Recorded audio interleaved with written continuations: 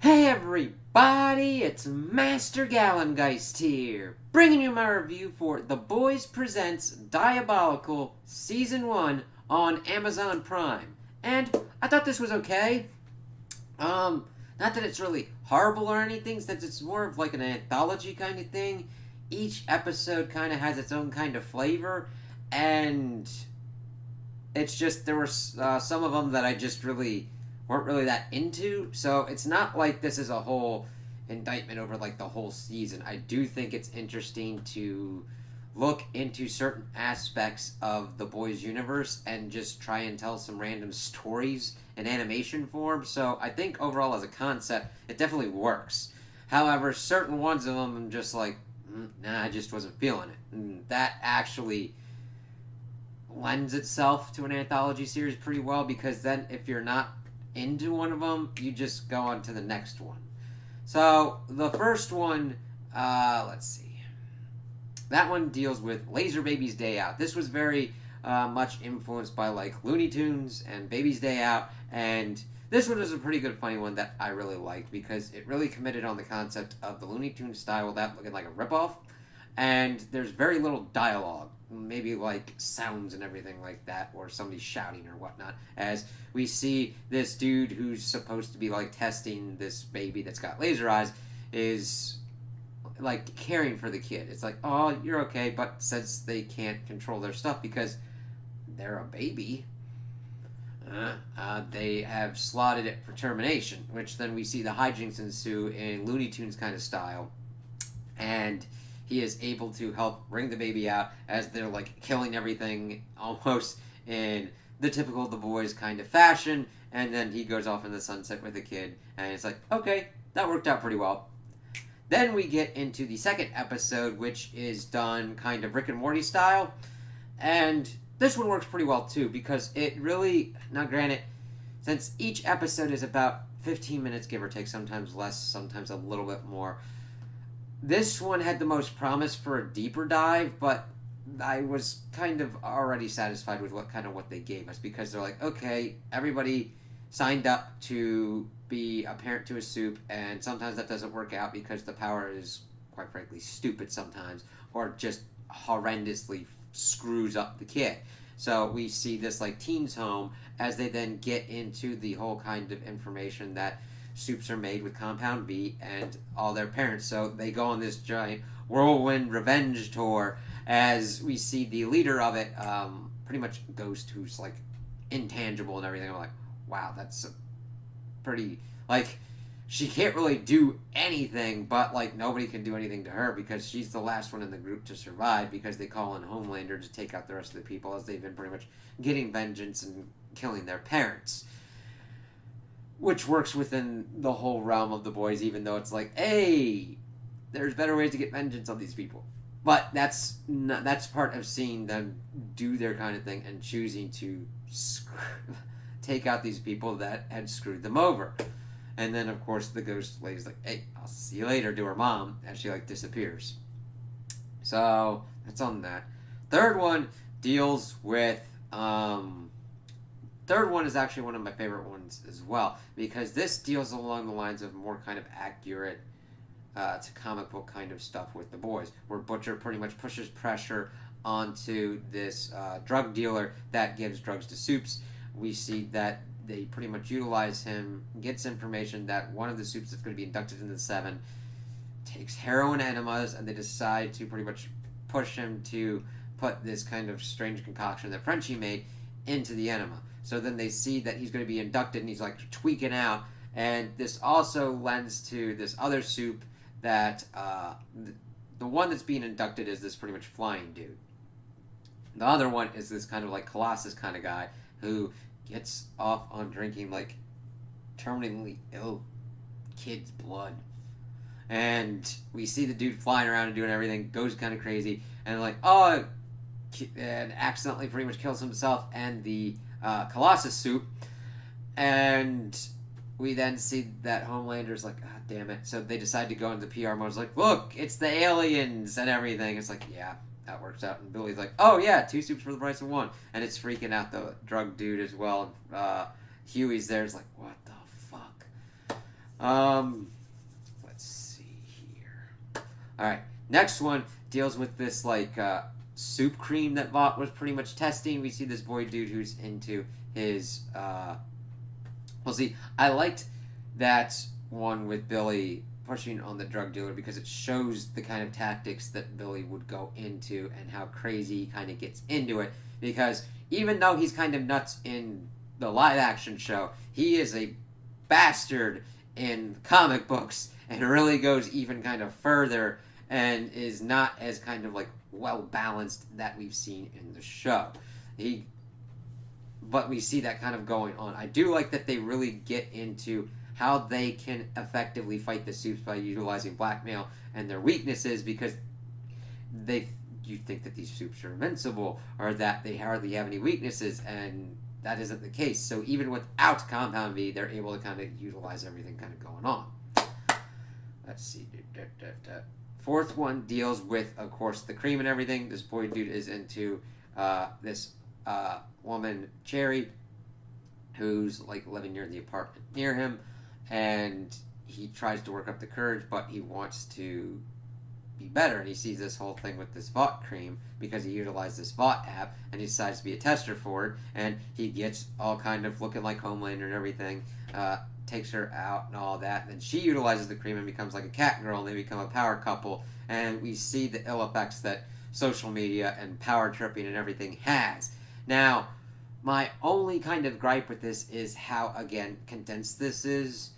You can't really do much with the concept. I do think that there are good bones for the concept to be delved even deeper and understanding the pitfalls of social media, but also kind of like the positives as well. Though granted, it goes completely extreme into like the negatives that can occur, and that's not a bad thing. I actually would it's mainly the pacing that like gets nutty, because you see all this stuff, him cheating on her, her cheating on him, fucking with each other with the cream and all that, and it's not a bad thing. It should be done more to utilize and show the harmful negative effects that social media can have on people and how it can make them power trip and do weird, crazy, and fucked up things.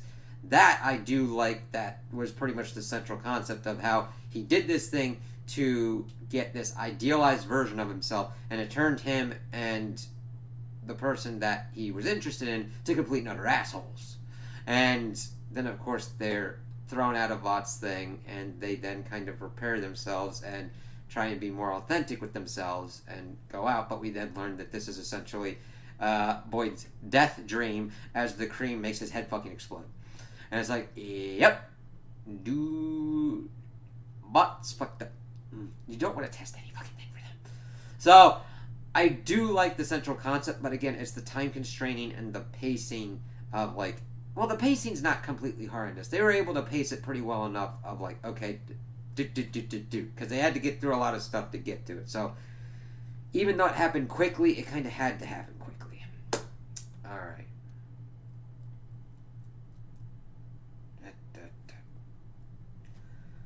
So that one was interesting, but kind of like, I'm favorable to it, but that's mainly because I like the core concept and want them to kind of like explore it a little bit more. Now granted, they have explored social media and stuff like that in the live action boys as well. This one is the one that I dislike the most. It is just essentially this girl that gets roped into pretty much getting weed for these catty fucking asshole girls, and she gets some Compound V because the dude's fucking paranoid as shit, and then she like swallows it and she gets powers, but you're like, what the fuck's going on? And she has a poop friend that's kind of sentient. And the thing is, I'm not against this, alright? It's just, it completely boils down to, this is a poop joke episode. And the thing is, it's only like, there's nothing even really done to like make it interesting, like Mr. Hanky the Christmas poo or whatnot going on with that. It's just she drank the Compound V and now she can control poop and make them into sentient people that are her friends, and it doesn't go farther than that, even though that is a basis to have some fucked up crazy ass shit literally they don't really go for it. It's just like, oh, her figuring out what's kind of going on with her poop friend who decides to call herself Areola. Well, it's like, sends the Deep after them. I'm like, all right, okay, because it's part of him getting back into the Seven, and they take her little poo thing. They like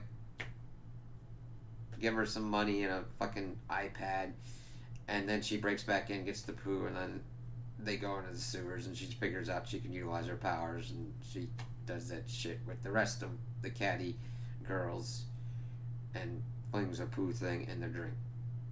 It, like, I'm not against gross out humor and everything like that, but you gotta get a good enough kind of rhythm and do something with it. Like, there's gotta be some kind of point to it. This was just like, hey, her power is to control poo and make it into friends. It's like, alright.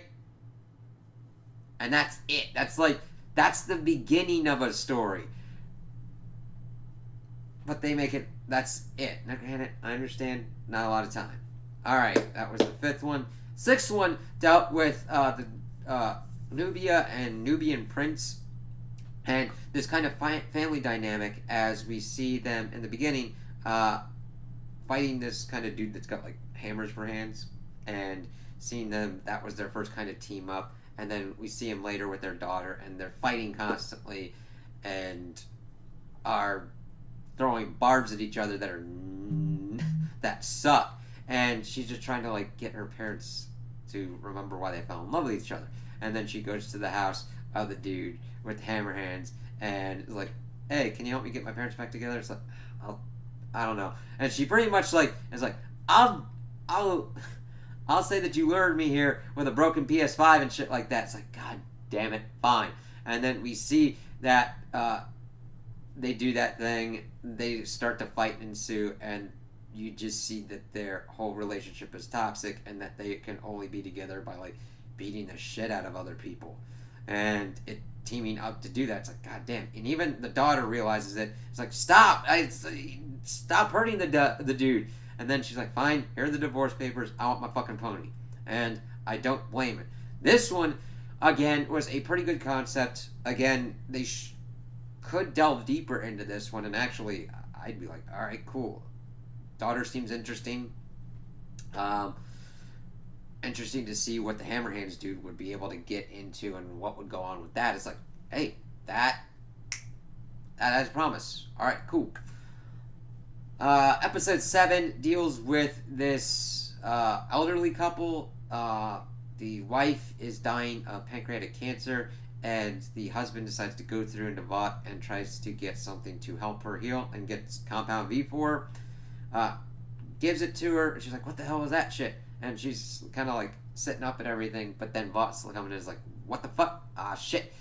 And shit starts going nuts. And the thing is, we're like, what? This was a really interesting one because it showcased a side of Compound V that was also kind of similar to the Pooh one, except this one actually delved into the whole thing more, as we see that things are shooting out of the wife and killing and consuming people, and then they're trying to escape, and she's like, I don't feel so good, and then they're out in the woods, and then we see that she's got powers, and it actually empowered her cancer with powers, and became this blob-like entity that's eating people and consuming things and becoming bigger, and then the husband's like, we could just run away from it, and she's like, no, we gotta deal with it, as she goes off to utilize her powers to fight it, and that's kind of where it ends. But that was a cool kind of concept that I like them kind of getting into more. And it's like, alright, what does Compound V do to someone who's sick? Would it heal them? Would it make their sickness even more powerful and consume them, or become some kind of entity? And that was a kind of cool kind of concept for them to kind of explore with this. So I'm like, okay, another one on the list. Episode 8 was actually my favorite, because it delves into the kind of early days of Homelander acting as a soup, and how he did not start off as a completely corrupt man-child of a god.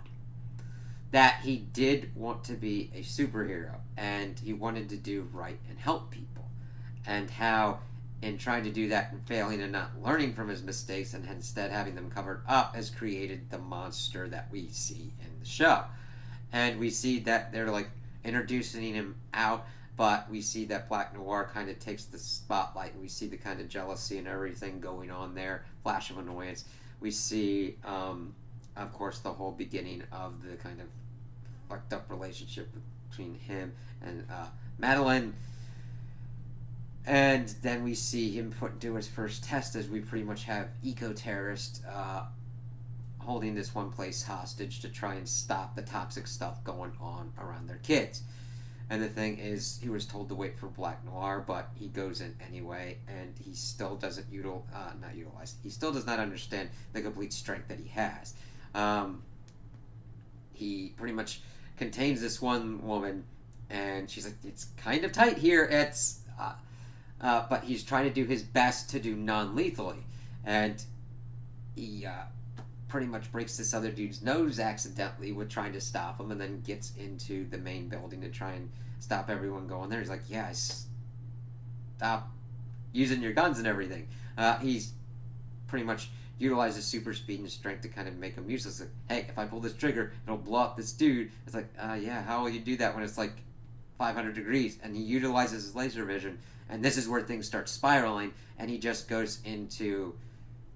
We start seeing that at first he tried to do stuff right, but then he accidentally killed the first hostage, and the one dude's lost his arm, and the one woman's screaming at him that he's a fascist and everything like that, and it's like, he gets worse, and he like rips her lower jaw out. It's like, holy shit. And we see that he can't deal with it because he was raised as an experiment and utilizing his powers to his fullest because of the test case scenarios. He really wasn't taught how to regulate his powers, so to speak. Kind of like Clark Kent and Superman. And seeing that this really showcased the differences of their kind of upbringing. And it's kind of crazy that they were able to do as much in this one episode. Now, granted, it's not a whole hell of a lot, but they did a really good job of showcasing that kind of dichotomy of Homelander's raising versus Superman's. And the thing is, things get kind of nuts. One of the person's alive, and he's trying to explain everything. Black Noir kind of comes in. He's trying to like wave him off, but Homelander's going for him and accidentally kind of like creates an explosion and everything. But Black Noir is able to like talk him down. It's like, hey, say this stuff, and they're able to get good PR out of it, and that's the beginning. He's like, oh yeah, Black Noir definitely had some stuff to teach me. So it's now it's like, yeah, now I can do. You see that kind of beginning of I can do whatever I want as long as I'm able to PR it in the best way possible. And it's just like, oh shit, that's really fucked up, but it's a good kind of way to explore that kind of thing for Homelander and to get into his head like that. So that's why that was my favorite one. And I'm like, alright, that was pretty good. So overall, if you're into the boys, I think you'll enjoy this anthology. Now granted, which ones you'll enjoy, that's kind of up to you, and which ones kind of click. I've already kind of like walked through each kind of one to like why I like certain things, why I didn't. So it's kind of up to you, and if you don't want the time commitment, it's not too long. Each one's are about like 14 to 15 minutes.